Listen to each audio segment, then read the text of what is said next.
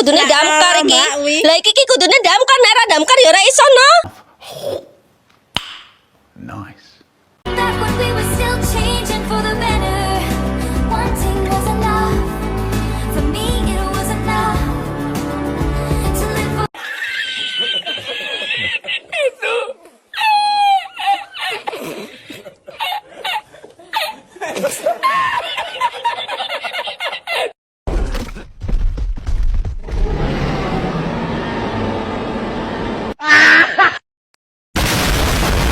Few moments later.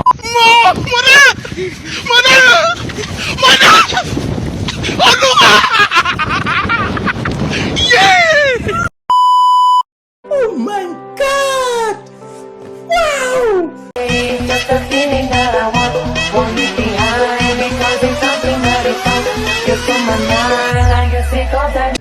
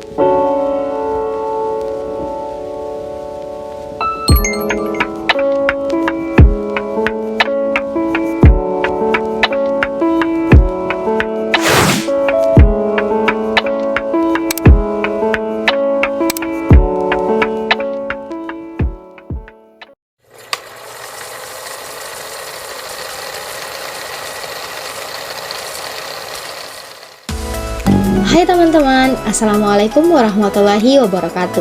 Perkenalkan, kami mahasiswa dari Institut Agama Islam Negeri IAIN Bone, Fakultas Ekonomi dan Bisnis Islam, Program Studi Ekonomi Syariah Kelompok 3 Semester 7.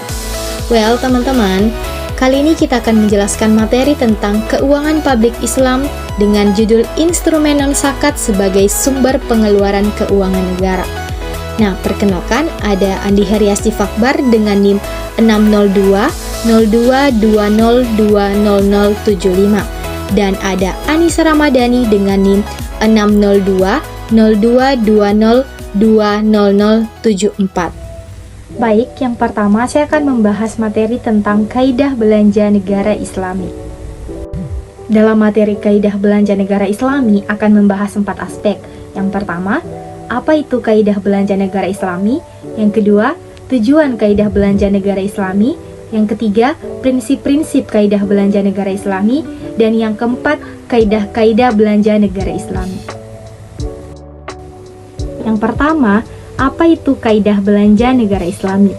Nah, kaidah belanja negara Islami merujuk pada seperangkat prinsip dan norma-norma yang mendasari pengelolaan keuangan publik dalam kerangka nilai-nilai Islam.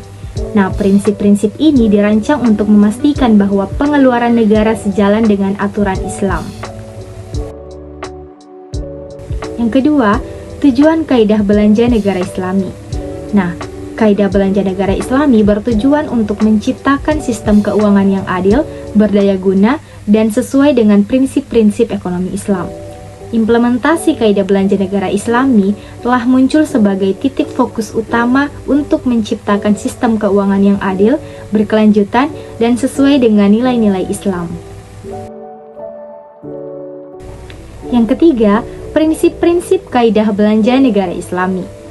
Nah, dalam prinsip-prinsip kaidah belanja negara Islami ini ada 6. Yang pertama, keadilan dan kepantasan.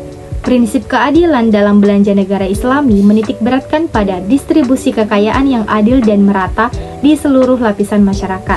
Yang kedua, transparansi dan akuntabilitas. Transparansi bukan hanya sekedar penyediaan informasi, tapi juga melibatkan lapisan masyarakat dalam proses pengambilan keputusan dan pertanggungjawaban. Yang ketiga, efisiensi pengelolaan sumber daya. Perencanaan strategis jangka panjang menjadi aspek integral dari prinsip efisiensi dalam belanja negara Islami. Di samping itu, implementasi teknologi dan inovasi dalam manajemen sumber daya menjadi titik fokus utama juga. Yang ketiga, prinsip pencegahan korupsi. Nah, dalam prinsip pencegahan korupsi melibatkan langkah-langkah konkret untuk mengurangi praktik-praktik korupsi dalam pengeluaran negara. Yang kelima, pemberdayaan ekonomi dan kemiskinan. Pemberdayaan ekonomi melibatkan strategi yang lebih holistik, seperti diversifikasi sektor ekonomi dan investasi dalam pendidikan dan pelatihan.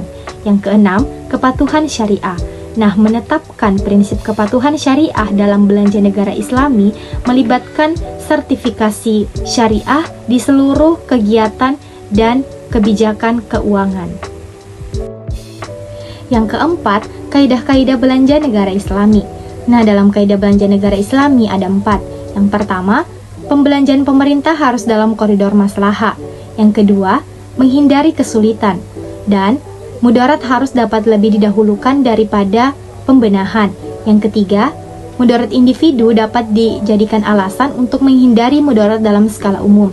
Dan yang keempat, pengorbanan individu dapat dilakukan dan kepentingan dapat dikorbankan untuk menghindari kesulitan dan kerugian.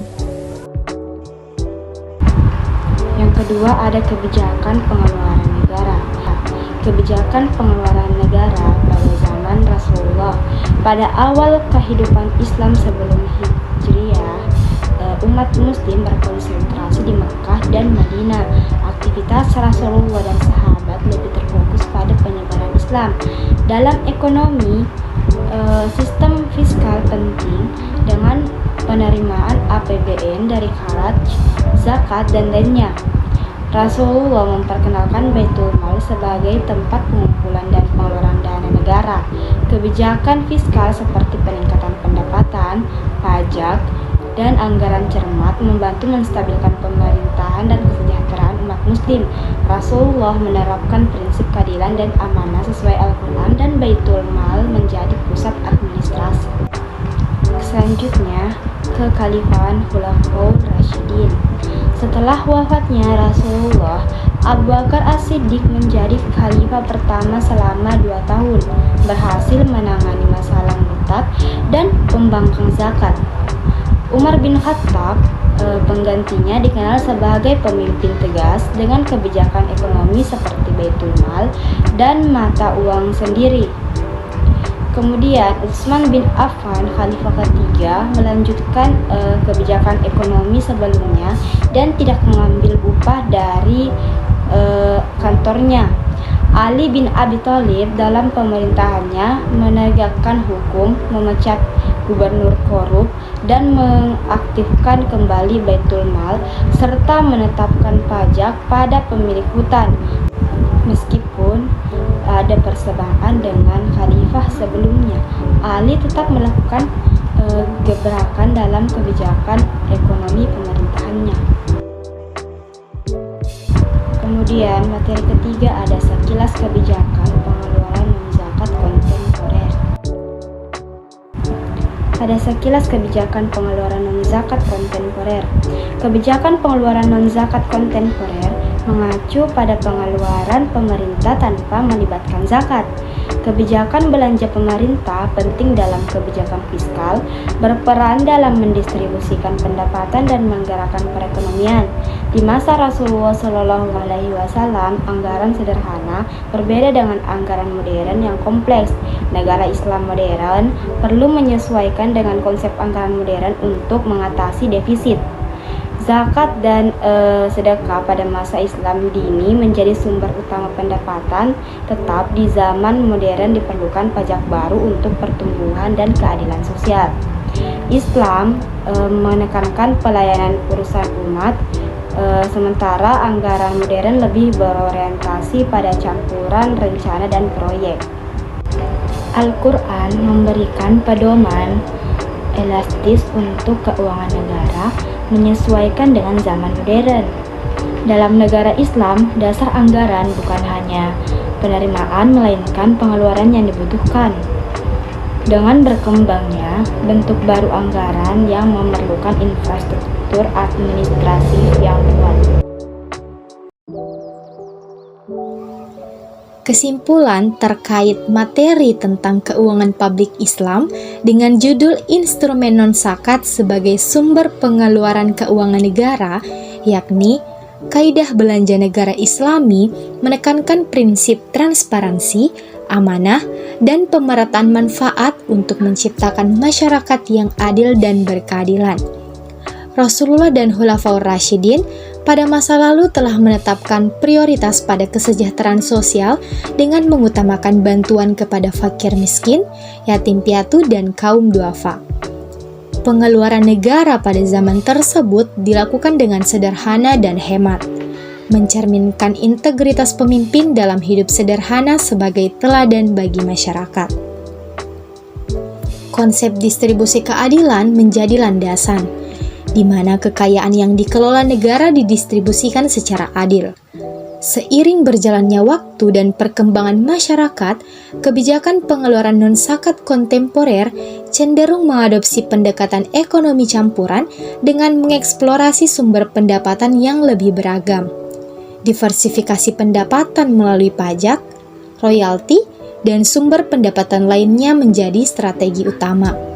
Fokus pengeluaran non-zakat modern seringkali tertuju pada investasi infrastruktur dan pengembangan sumber daya manusia, mencerminkan upaya mencapai pertumbuhan ekonomi berkelanjutan dan peningkatan kesejahteraan masyarakat.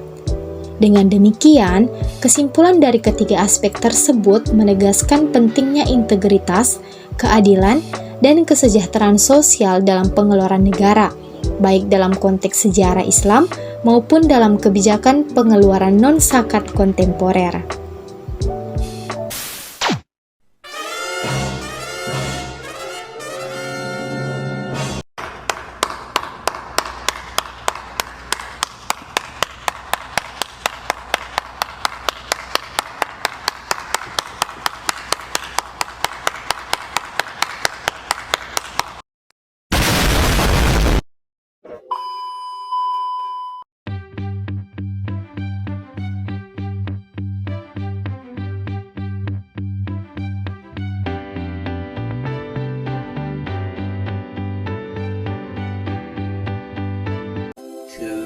Thousand